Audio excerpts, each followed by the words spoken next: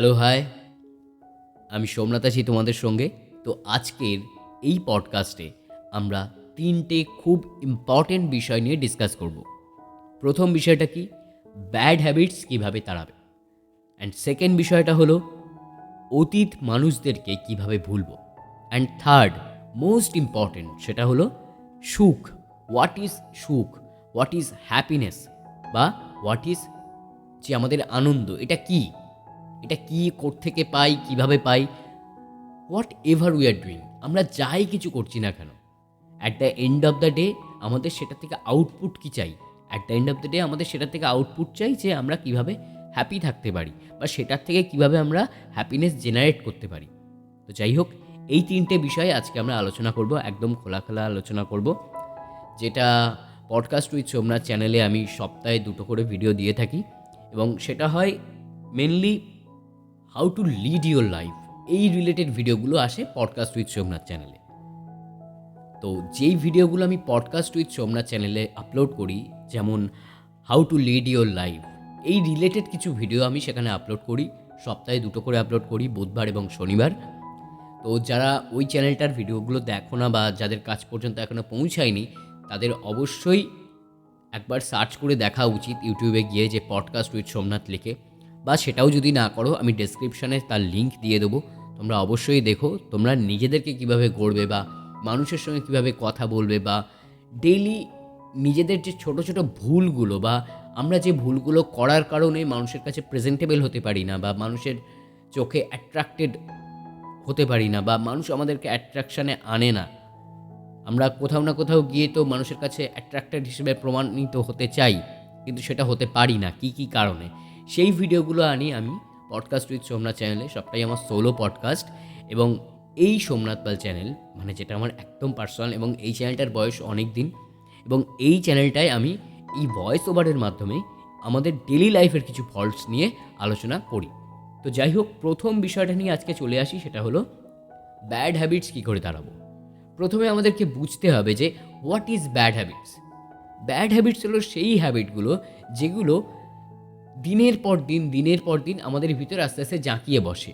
আর good habits হলো সেই হ্যাবিটসগুলো যেগুলো আমাদেরকে আনতে হয়, কষ্ট করে নিজের ভিতর ঢোকাতে হয়। ঠিক যেমন সাইক্লিং, ঠিক যেমন সুইমিং, ঠিক যেমন ওয়াকিং, রানিং। এগুলো গুড হ্যাবিটস, এগুলো আমাদের শরীরের ভালো করে, আমাদের সোসাইটির ভালো করে। এর কোনো খারাপ ইম্প্যাক্ট নেই ভালো ছাড়া।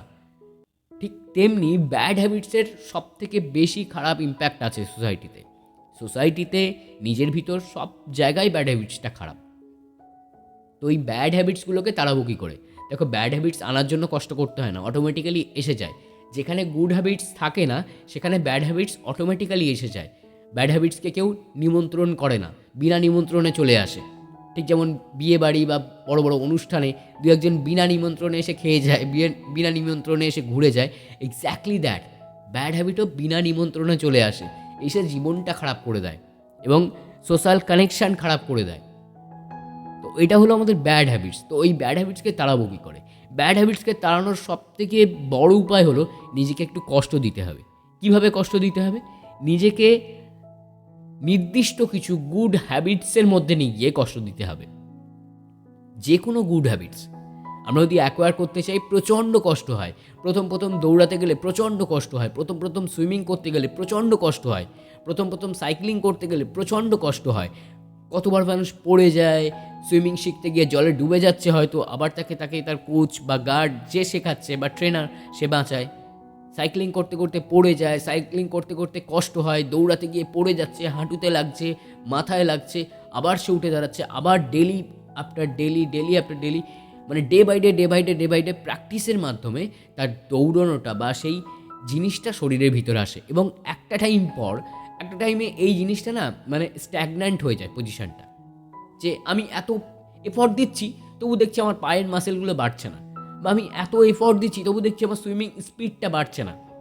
এই জায়গাটায় আমাদের শরীরটা গঠন হওয়া শুরু হয়, আমাদের একটা ভালো ইম্প্যাক্ট পড়া শুরু হয়। কারণ গঠন হতে গেলে যে পিছনের যে কামিয়া বা খামিয়া বা যেটা বলো, বা পিছনের যে এই গলতির জায়গাটা ভরাট হতে থাকে সেই সময়টা।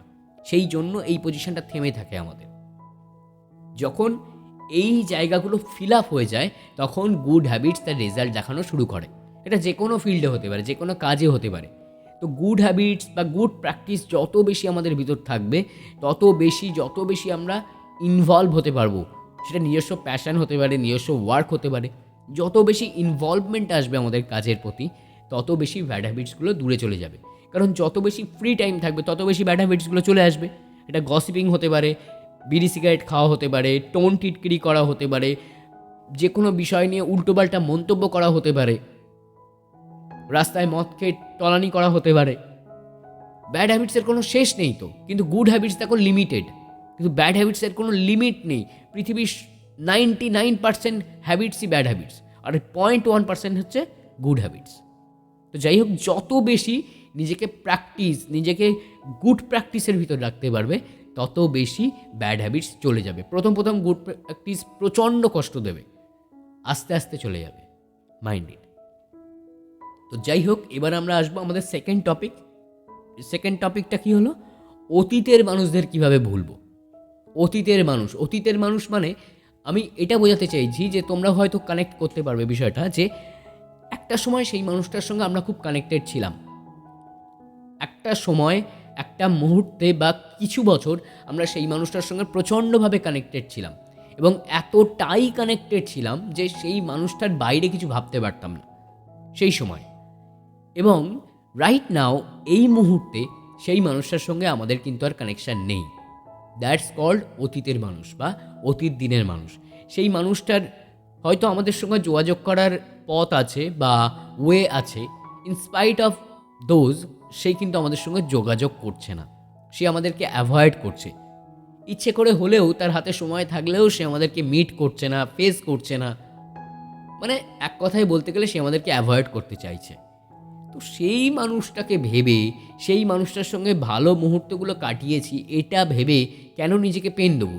কারণ সে তো পেনলেস লাইফে একটা চলে গেছে, সে তো নিজের একটা সাকসেসফুল লাইফ, সে তো নিজের একটা সার্কেল তৈরি করে নিয়েছে তোমার বাইরে। তাহলে তুমি কেন ফালতু সেই মানুষটার কথা ভেবে কষ্ট পাবে? সেই মানুষটা তো তোমার কথা ভেবে কষ্ট পাচ্ছে না, তুমি কেন পাবে? সো ওই অতীতের মানুষদের এই অজুহাতেই ভুলবে যে সে তো আমার কথা মনে করছে না। দুনিয়াটাই ভাইসি ভার্সার যুগ, তোমার দিক থেকে কিছু গেলে তার এন্ড থেকেও কিছু আসবে, তবেই তাকে তুমি মনে রাখবে। একজন টিচারকে তুমি মাইনে দাও কী জন্য? সে তোমাকে কিছু শেখাচ্ছে বলে, অকারণে তো কাউকে মাইনে দাও না।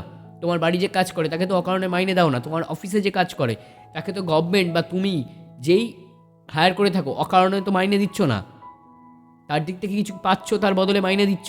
তো এক্স্যাক্টলি সেম থিওরি কাজ করবে এখানে, যে তার দিক থেকে কিছু যদি তোমার পর্যন্ত না আসে, তুমি অকারণে তার কথা ভেবে মাথাটাকে জ্যাম করো না। একটা সময় দেখবে হার্ড ডিস্কটা ভর্তি হয়ে গেছে, আর তখন নিজের আর কিছু করার থাকবে না, নিজের বিষয়গুলো লোড করতে পারবে না।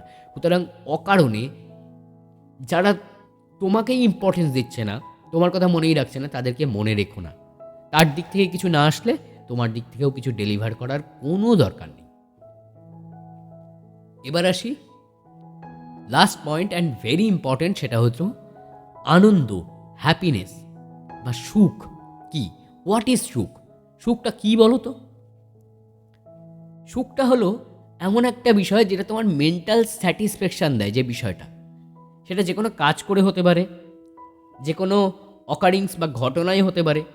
তুমি যে কোনো জায়গা থেকে সুখ পেতে পারো, সেটা যে কোনো ঘটনা শোনার পরে হতে পারে, ঘটনা চোখে দেখার পরে হতে পারে, বা ঘটনা তুমি ফিল করে হতে পারে, বা যে কোনো কাজ তুমি করছো, নিজের ভিতরে একটা ভালো লাগা কাজ করছে, এই ভালো লাগাটাই হলো সুখ, হ্যাপিনেসটাই হলো সুখ। এবার আমরা যেটা করি, আমাদের কাছে কি আছে সেটা দেখি না। মানে ধরো আমার কাছে এখন 1,00,000 টাকা আছে, কারোর কাছে হয়তো 10,000 টাকা আছে। সে ভাবছে ওই 1,00,000 টাকা, মানে সে আমাকে দেখে ভাবছে ওর কাছে 1,00,000 টাকা আছে, ও কতই না সুখী। কিন্তু এবার এইভাবে ভেবে দেখো, আমার কাছে 1,00,000 টাকা আছে, কিন্তু এই 1,00,000 টাকাকে আমার বাঁচিয়ে রাখতে গেলে কত টেনশন নিতে হচ্ছে। ব্যাংকে ছুটতে হচ্ছে, ব্যাংক ম্যানেজারের সঙ্গে কথা বলতে হচ্ছে, সেই টাকাটা ইন্টারেস্ট পাবো কি পাবো না, সেই টাকাটা কতভাবে সেফ রাখলে 1,00,000 টাকাটা থেকে যাবে। এবং আমার মাথায় আরও একটা এক্সট্রা প্রেশার কি 1,00,000 টাকাটাকে আমার বাড়াতেই হবে। কিন্তু যার কাছে 10,000 টাকা আছে, তার কিন্তু রাস্তায় বেরোতে কোনো সমস্যা নেই, তার বাড়ি থেকে বাইরে বেরোতে সমস্যা নেই, কারণ তার বার্ডেনটা কম। সে কিন্তু নিজে অনেকটা বেশি ফ্রি, কিন্তু সে ভাবছে আমার কাছে 1,00,000 টাকা আছে মানে আমি অনেক বেশি সুখী, কারণ টাকার অঙ্কটা বেশি। এটাই সুখ। তার কাছে ওটা দুঃখ, আর আমার কাছে এটা সুখ। আর আমার কাছে এটা সুখ যে সে তো অনেক বেশি ফ্রি আছে। 10,000 টাকা হতে পারে তার কাছে, কিন্তু সেই মানুষটা যখন ইচ্ছা যেখানে খুশি বেরোতে পারছে, যখন ইচ্ছা যেখানে খুশি যেতে পারছে।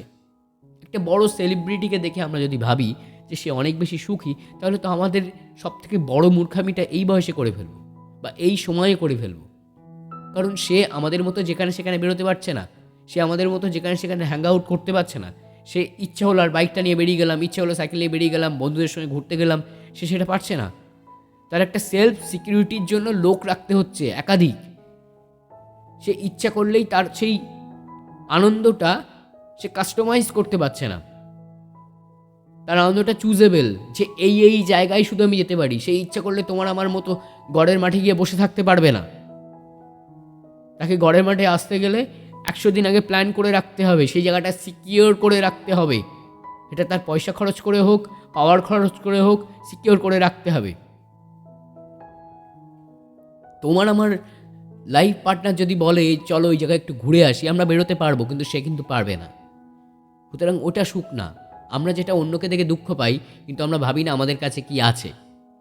সবসময় অন্যকে দেখে দুঃখ পাচ্ছি, সব সময় অন্যকে দেখে মোটিভেটেড হয়ে যাচ্ছি, আর শুধু এটা ভেবে যাচ্ছি যে ও সব থেকে বেশি সুখী। আমার কাছে যে সাইকেলটা আছে, অনেক মানুষ এমনও আছে তাদের কাছে কোনো সাইকেলই নেই, তাহলে সে কী ভাবছে ও বেশি সুখী। আর আমি কারোর একটা বাইক দেখে ভাবছি ও বেশি সুখী, ওর কাছে বাইক আছে, কিন্তু ওরও কিন্তু পিছনে জ্বালা আছে যে পুলিশ রাস্তায় ধরবে, বা পুলিশ রাস্তায় ধরলে আমাকে পয়সা দিতে হবে। কিন্তু আমার কিন্তু আবার সেই জ্বালাটা নেই। আমি ভাবছি না যে ওর ওই জায়গায় দুঃখ আছে। বুঝতে পারলে? আই ডোন্ট নো যে আমি কতটা তোমাদেরকে বোঝাতে পারলাম, বা আমি কতটা কনফেস করতে পারলাম। তো যাই হোক, তোমরা যদি ডিটেইলড ভিডিও দেখতে চাও, মানে how to lead your life, কীভাবে জীবন কাটাবে, জীবনের বিভিন্ন পর্যায়গুলো, সেটার জন্য তুমি আমার সেকেন্ড চ্যানেল যেটা পডকাস্ট উইথ সোমনাথ, লিঙ্কটা ডেসক্রিপশনে দিয়ে দেবো। সেই জায়গায় গিয়ে সেই লিঙ্কটা ক্লিক করে সেই চ্যানেলে গিয়ে দেখতে পারো, চ্যানেলটাকে সাবস্ক্রাইব করতে পারো।